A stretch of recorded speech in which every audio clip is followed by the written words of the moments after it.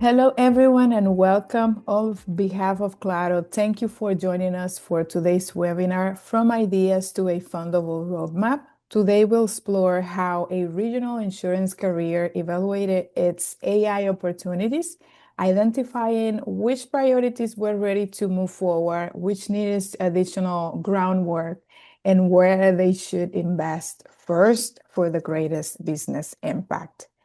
If you ever found yourself surrounded by promising AI ideas but struggle to determine where you should start, this session is definitely for you. Before we begin, a few housekeeping items.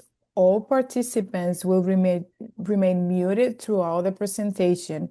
If you have any questions at any time, please submit them in using the Q&A feature available on your screen or using the chat feature as well. We'll get to the questions at the end of the session and we'll answer as many as we can. You'll also receive a copy of today's presentation and recording of this session as well after the webinar. And with that, we'll get started. A quick work on who we are. At Claro, we deliver secure, outcome-driven managed services and agile digital innovation, pairing the reliability and of a digital infrastructure leader with the speed of a premier software consultancy. We help bridging the gap between critical infrastructure and digital transformation. So that's an end-to-end capability from the network to the application layer, security, and cloud native applications as well. What makes this possible is our parent company, American Mobile, one of the world's largest telecom companies. We're talking about global scale with over 410 million customers across 25 countries and more than 40 data centers, also a cloud platform positioned as top 4 in Latin America, and of course, the continuous investment in 5G, fiber, edge, cloud, and AI. For you, that means world-class infrastructure and innovation, all of that through a single accountable partner, Claro. That's who we are. So for today's session, you have the two of us with you. I am Natalia Paulino. I'm a technical product marketing manager here at Claro. I'll be hosting today's session, and I am joined by Esteban Felipe, product manager, SaaS and platform application. He will be leading the substance of today's story. He was the one that worked closely with this customer, and we walk us through how exactly they turn AI portfolio ideas, how they make those fundable and structure them in a sequence roadmap. Esteban, happy to have you. Welcome to this session. Thank you. Okay, so here's where we headed. First, I'll set the stage talking about what we are seeing in the market, where insurance companies are expanding or where they are investing right now in AI. Then I'll hand it over to Esteban, who will walk us through the lessons learned with this insurer career study and their journey. And at the end of the session, we'll close with the Q&A. So again, if you have any questions throughout this session, feel free to drop your question in the Q&A box in your screen, and also you can use the chat feature as well.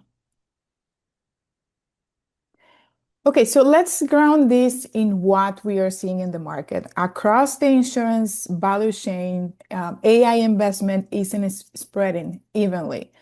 They are mostly concentrating around these three topics. The first is claims processing. This is where the investment is more focused right now. That's where the momentum is.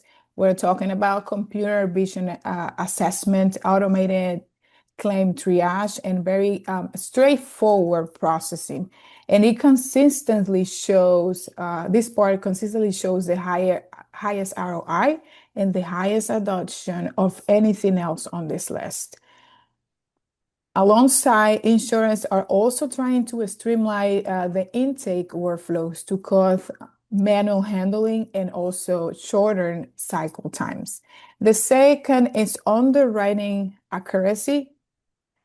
Here's where machine learning, generative AI are tackling unstructured data that in the past, used to slow everything down.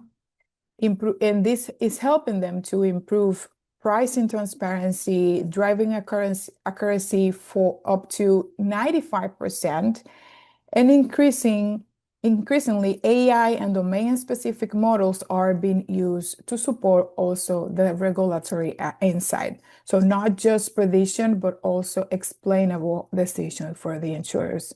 The third is customer service. That's the newer frontier. So anywhere between chatbots, voice agents, and transactional AI that can handle now claims intake, policy inquiries, and support. But this is also where the gaps is showing, with a 44% of consumers finding chatbots somehow generic, and roughly half of them say also that this lack that human touch. So the opportunity is real, but the experience part of it, that expectation is not being met yet.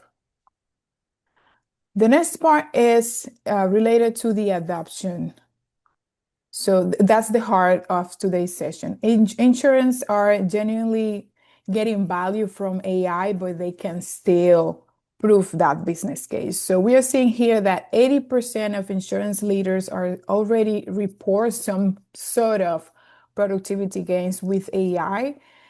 It's showing that the technology is working. The problem is measuring it, turning those gains into a number that you can go ahead and present to your CFO so they can go ahead and approve your business case.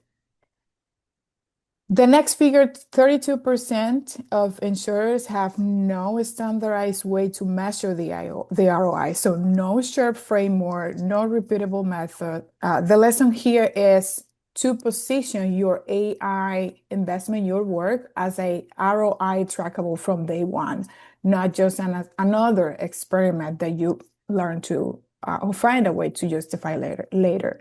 Then 29% of insurance company enter AI with unclear business goals. They start building before they define what success does actually look like for them.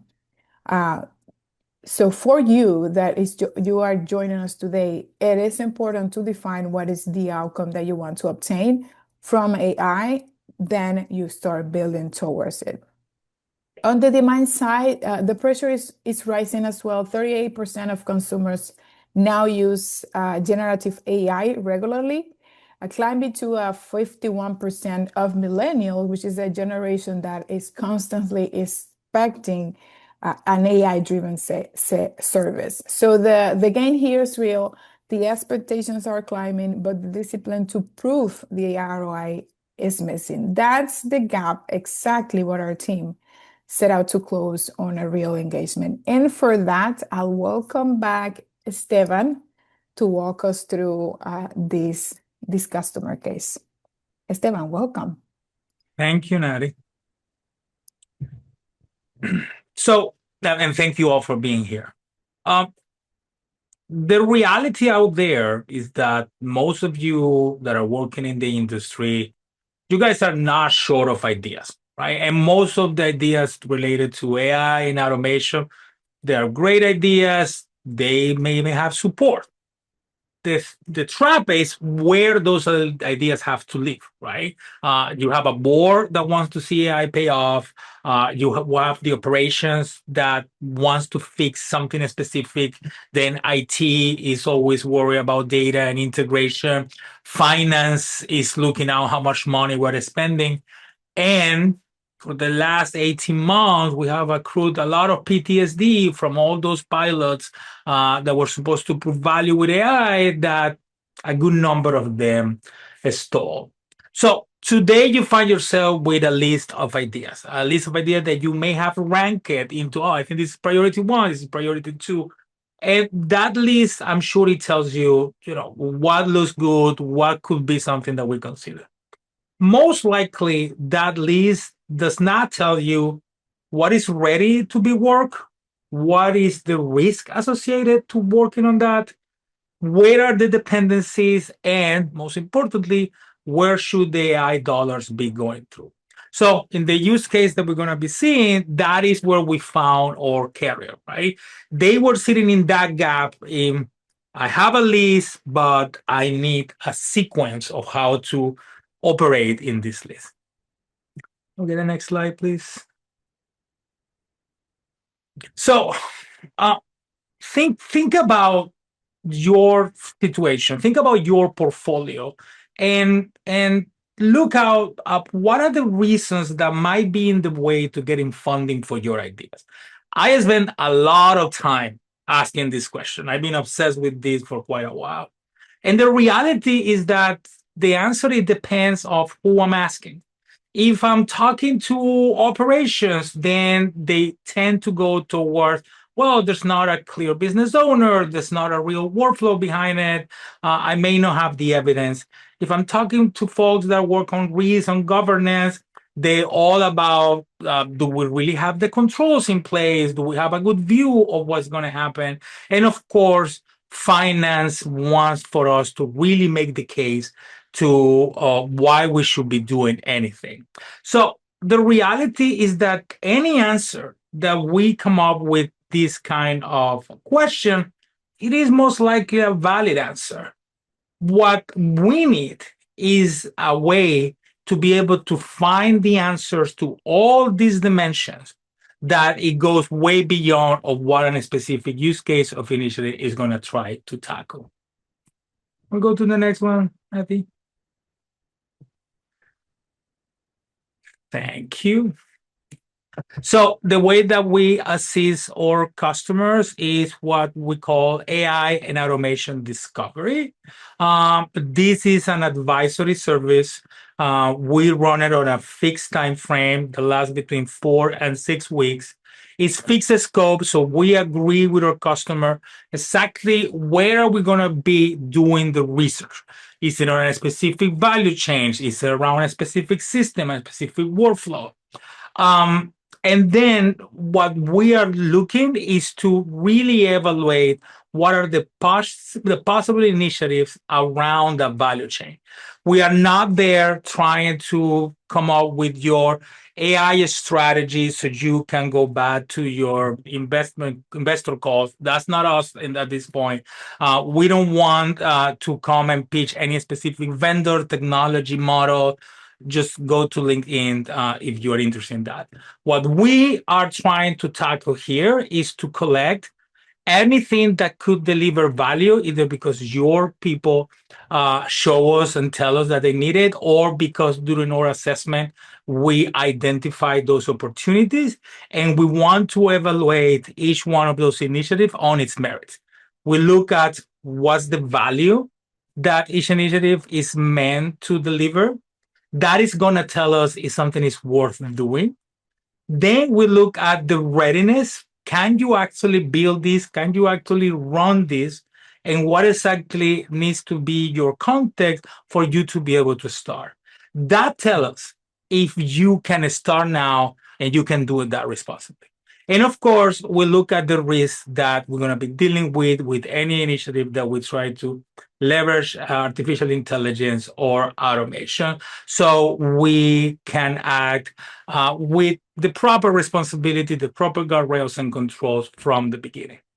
All results is not an implementation, is not, as I said, it's not a strategy. We deliver a proposal for a ranked portfolio of the initiative to do, which translate in a 12-month roadmap and a 90 days action plan, so everything can start moving in the right direction. So let's take a look at our customer. This is a commercial PNC carrier. They were doing short of 5,000 property claims per month, and they are doing well. Right? The problem is not a dying business. And if you look at their operation, things were getting done. They have a nice claim score. They have tool for brokers. They have their document system. They have payment system. The things are there. what happened is that when you look underneath, a lot of getting the work done depending on the people and the staff, stitching that context together, making sure that things that needs to happen actually occur. Most of you are in the industry. If this is not your reality, congratulations, you are an outlier case. Most players have similar situations in at least in some dimension. So, for example, the way this translated for them, 62% of their claims were completed on the first touch. So that means that all the adjusters spend a lot of time trying to get the documentation for that the difference of 38%. 70% of their documents were classified by hand. That was a big problem, right? Because it takes a lot to be able to figure out exactly what you're looking at when you are working at those volumes. Another big challenge that they have is that 7% of their payments were actually exceptions. And most of those were found after the distribution has occurred. So now we have financial exposure due to their own inefficiencies. And the most visible was that they were getting around 11,000 calls from brokers every month trying to understand where was the status of the claims that they have submitted, and the reality is that the service team struggled to let them know what exactly was the next action that these ones to take. So when we were talking with our customers, we heard things like, "We can see something move, but it's not always safe to share that with the broker." They didn't have the confidence to be able to have clear and transparent conversation with their partners, given that there was not enough trust on the information they were seeing in their system. Somebody from claim operations said, the first part of the day is figure out which file changed and what's missing. And if you're in claims operation, this should not sound foreign for you. So this is what we started when we were setting up into what we're going to be working on. This was the situation. So then we start working. Can I get the next slide, Natalie, please? So again, they did not hire us to design the solution. We are more than happy for you to hire us to do that. We have an amazing digital transformation team that can work with you to really put together the specific of the solution and build it for you and support it for you. But that is not this engagement. What we are there is to help them make the decisions, right? What are the initiatives to fund? What needs to be out or needs to wait? Where are we going to apply controls for risk management? What needs to happen so we can start, and what needs to be the next 90 days. So our goal in AI and automation discovery is to answer these questions, meaning that we're going to be focusing on the merit of each use case, not on the specific architectural design of the solution that needs to be delivered.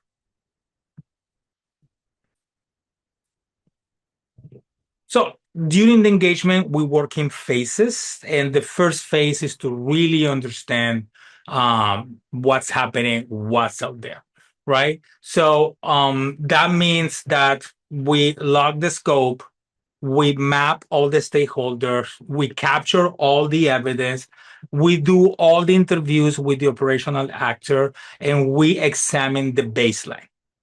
In that conversation, it was very clear that our sponsor have three hypotheses of the things that we should be doing first: solving the document classification, improving the broker status, and dealing with the payment exceptions. All those are real clear pain areas. However, at this phase, we are not yet ready to talk about initiatives to do. We try to not be influenced by what the organization thinks it needs to happen. We want our observation and our research of the operation to surface that information with us, because that is one of the values that we bring, right? We are not part of your potentially in echo chamber because you are inside that bubble. We are an external actor who's taking a look at how things happen. And most of the time, that allows additional and different perspectives to surface that may be beneficial. Once we have, can we go to phase two? Yeah, thank you. Once we have those initiatives, that list tends to be longer, right? It tends to grow. So we make sure that we look at everything. However, we want to make sure that in a month or a month and a half after we start, you can go and talk with your board. So the way that we approach that constraint is that we start filtering out the use cases based on how much are we learning about. So in this specific use case, after we look at all the operation in the value chain, we identify 17 possible initiatives. And we do a scoring with a dev that we call a screening at that point. We're really trying to understand how ready they are and what is their potential value. From there, we do a first choice list. We call those the one that go into the compare stage. We ended up with 10. We go and look deeply into this. We might need to go back to the stakeholder and have more clarifying questions, request additional evidence for us to get to the final list that we think is going to make it to the roadmap. That is what we call those that make it to the design stage. In this case, it was 5 at the end that we shortlisted. So we approach this with proportional depth. So we can make sure that in the allocated time, which is the one our customer is investing into, really goes into those initiatives that most likely are going to be able to move the needles tied to the OKRs that our customer shares that they want to have progress with. So that evaluation, there you go. For example, one of the initiatives was the payment pre-check control, which it was about how do we identify if payment is possible an exception before we actually submit it. So we look at them through the 3 dimensions. The first one is value. This one has 7 dimensions in the rubric when we're trying to understand what would be the impact for the business. And of course, for this one, given that they have influence on financials exceptions, it scored very high. So it was a really strong contender, like we really need to get this done. On readiness, it looked doable, right? We just needed to be able to identify what are the exception conditions. We need to train an algorithm. We're going to be able to identify those. However, we were able to identify that the business rules between the payment system and the billing system were not completely aligned. So we needed to do some standardization there before we could actually work on that deliverable. And that is what we call the activation condition. So through our research, we go to that level of detail to really spotting out those landmines that most likely are going to derail a project if you don't take the time to look for them at the beginning. And of course, we assess how much risk and control does this initiative take. So we have this criteria of the 3 lanes. So lane A is our internal productivity, low exposure use cases. These are the ones that most likely we can tackle very fast. These are the ones that you can turn around in days or weeks because it tends to be attached to day-to-day knowledge worker support. This one requires the least amount of control. Then there is the supervised lane B. This is when we want to make sure that there's a human in control, that it's more a use case where we are assisting with supervision, somebody making the decisions. And of course, lane 3 are those that are touching sensitive information or have irreversible possible outcomes. We want to make sure that we have the maximum level of control, visibility, and guardrails there. So specifically for payment pre-check control, we scored this one on B because this was an assessment or information that is sensitive. However, it didn't trigger the payment. That happened later in the workflow. So this what could be approached with a little bit more fluidity to get it done. So okay, we do all the scoring. We have the meeting with our sponsor. We keep them, of course, updated through the engagement, right? And this is, we show them where we are, we show them where we're.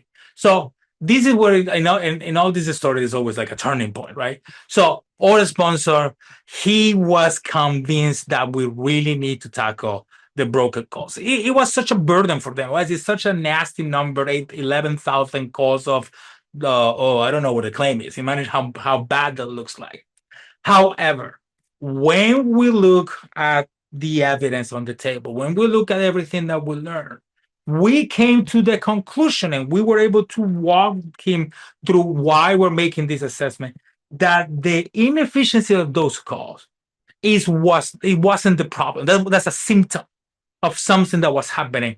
The challenge started upstream by having different language, different definitions among the different systems that the claims have to touch. Everybody has differences the way they refer to the same thing. So there was not a mapped language across everything that has to touch the claim, and that is what make this information hard to trust, depending on what you're looking at the claim. So the assessment at that point was that if we create a very nice, I don't know, voice agent that can, or a chat agent, or a distribution of the status of the claims to the brokers, what we will actually be achieving is to make sure that everybody knew the challenge that we have in house, right? So that will now solve the problem. It will have shared the confusion. We identified that before addressing a solution to improve the visibility from the brokers, we really have to work on some foundation work to be able to standardize having a unified domain language across all the different systems, so we can actually report accurately where that claim was. So broker solving the challenge with the broker visibility, high priority. However, it didn't make the cut to be at the beginning of the sequencing of what we are proposing to do.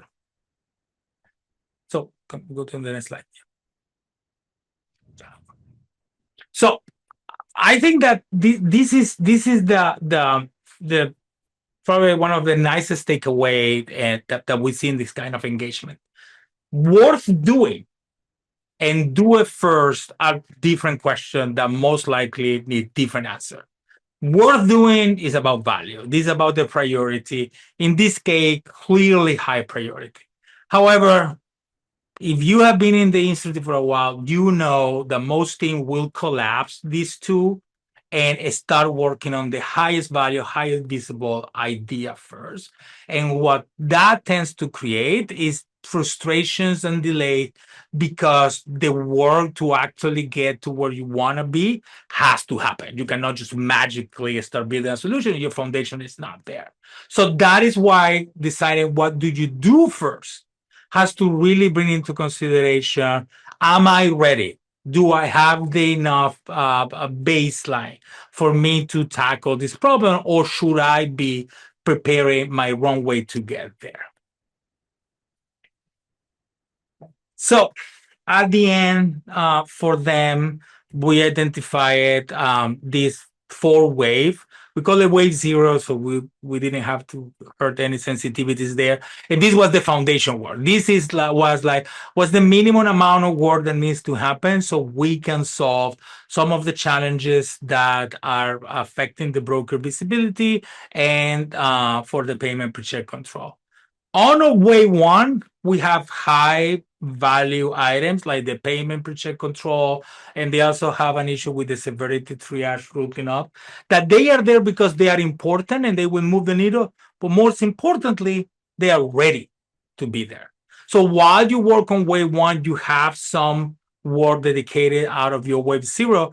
So in your second wave, you can actually work on things like the broker data visibility and the clarification and metadata cleanup.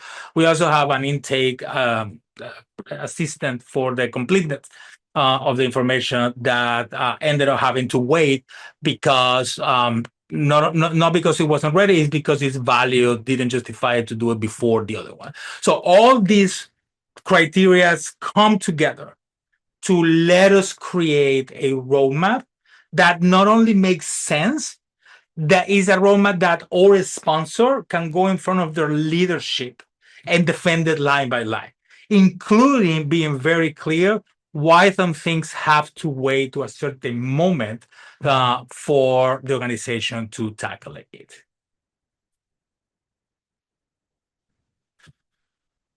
We want our sponsor to be comfortable really transmitting the value of what we're going to work at.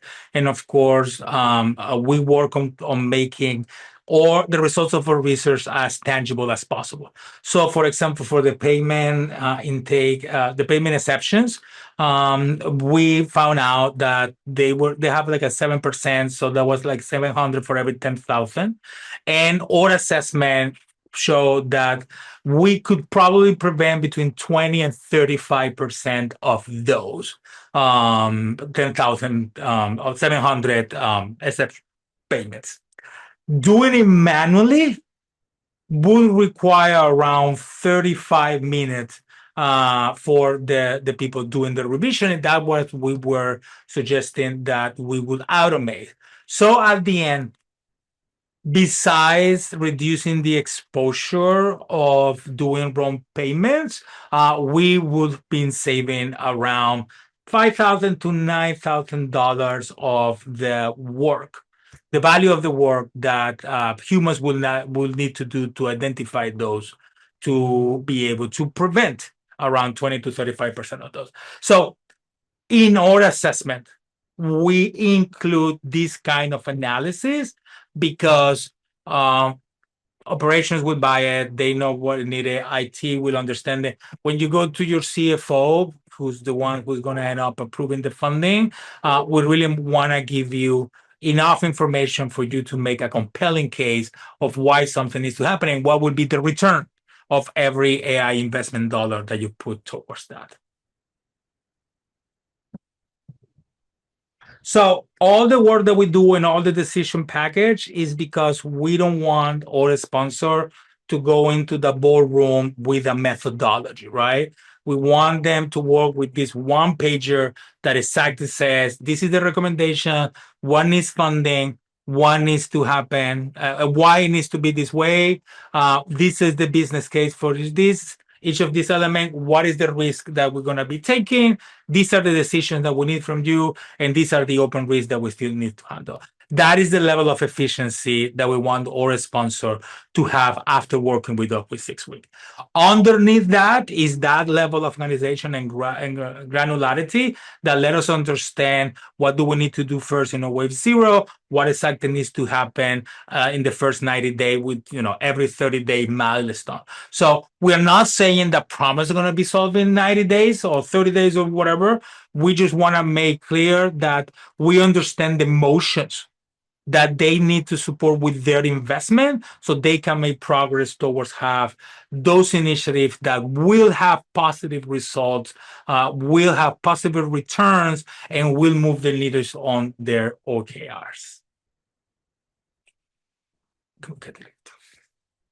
Again, our focus is being decision ready. The decision is from our customers. After the engagement, we are happy to discuss and explain all our findings and support our sponsors. We don't get within this engagement into implementation. As I said before, some of these initiatives, you can do it with your internal teams.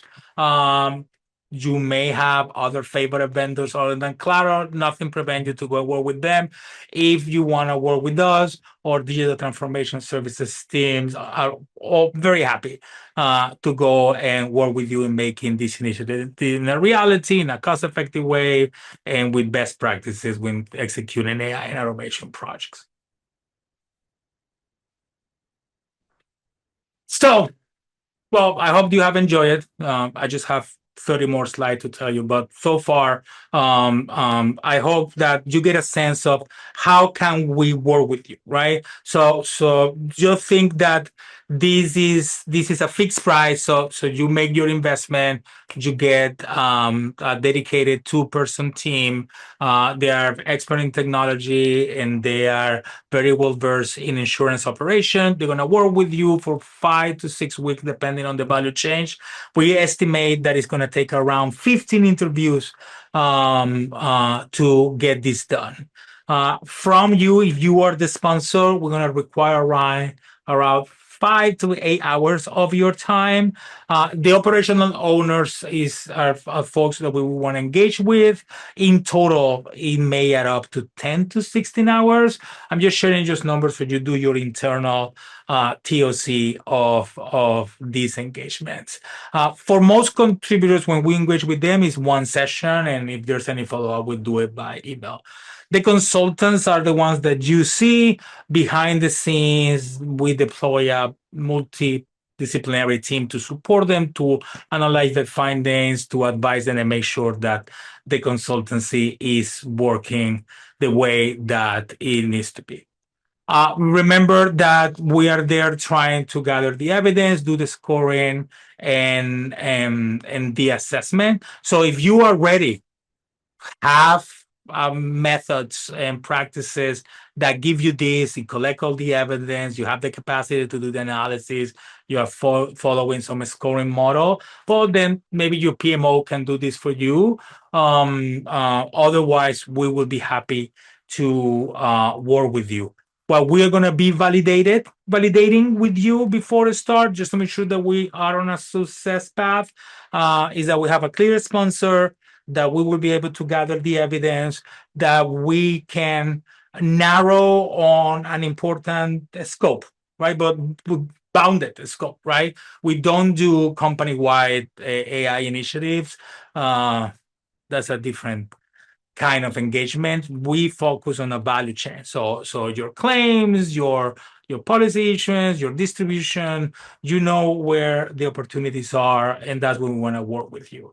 Also, if you are ready just to build, we can help you. It's just not this team. There's another very nice team that can work with you. So, actually, last slide. I advise you that you can do a small test after this conversation. Take a look at your list of ideas for AI and automation projects, and pick the one that you're very confident, and ask yourself, do I have the evidence that back why this initiative needs to be here? Do I know if this is ready to start, or do I know what needs to happen for me to be ready to start? Who's the owner and who are the stakeholders of this initiative, and how much governance does it need? If you have those answers, congratulations, you are ready to move forward and start thinking about implementation. If you don't, if there's any gap, just remember that being convinced, as our customer was, about one initiative, it actually requires some nuances to put it into a plan that could be executed effectively. And that is why here at Claro, we're here for you with AI Discovery to assist you in creating that role. All right, I think it's time for questions. Yes, thank you so much, Esteban, for walking us through this case study. It's always helpful to see and listen to what other companies within our same industries have learned in things like this, like implementing AI in our environments. If you haven't already, this is the moment for you to go ahead and drop your questions. You remember you can use the chat or the Q&A feature on your screen. I'm seeing a lot of questions, so we'll try to get through all of them, or as many as we can in this session. If not, we'll follow up with you directly to provide an answer. So I have a question for you, Esteban, here from one of the attendees. It says, how much evidence is enough before an idea becomes funded? What have you seen in your experience? Well, ideally, all the evidence, but we are not an FBI investigation special teams, right? So, what we really want to figure out is, do we really see the pain in the workflow? Do we know who the owner is? Do we understand what are the systems that are affected or take a part on this? Do we understand how they take a part of this? And we want to get to at least a rough representation of the value of it and how ready it is. So we understand that some of this information may not be clearly accessible or organized in a way for us to go and consume it. We'll work with our customers to find this information in a reasonable capacity. And our methodology is already is set up to be able to account in case when we receive the evidence in more anecdotal form rather than hard evidence. So we will take it. So nothing that you tell us goes to waste. We just take in consideration the strength of the evidence when we are doing our scoring and or assessments. Great. Great. Thank you for responding. I see another question here saying, how should we treat the model business case before building? Yeah, that this is the is an art of foreshadowing, right? So it is quite inexact. The chances that in the time that we are allocating, we can get to a detailed prediction of the specific results are honestly quite slim. So what we are aiming at is to create a serious conversation starter with your finance leadership, sharing our finding and telling them this is the baseline, this is what we think we can prevent or we can achieve based on our test, and this is our confidence of the information. So usually it's presented in some form of range, unless you already Okay. have some data. But uh, at this level, it is directional rather than be able to, claim that is book savings that we can count on them, right? That requires a different level of um, in depth and actually execution, so we can see all the variables. All right. Interesting.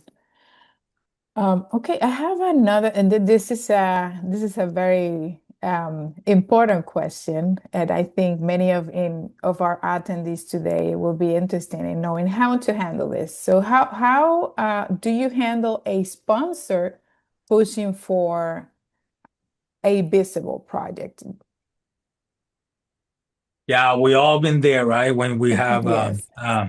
the passionate sponsor or stakeholder that want to move things in certain way.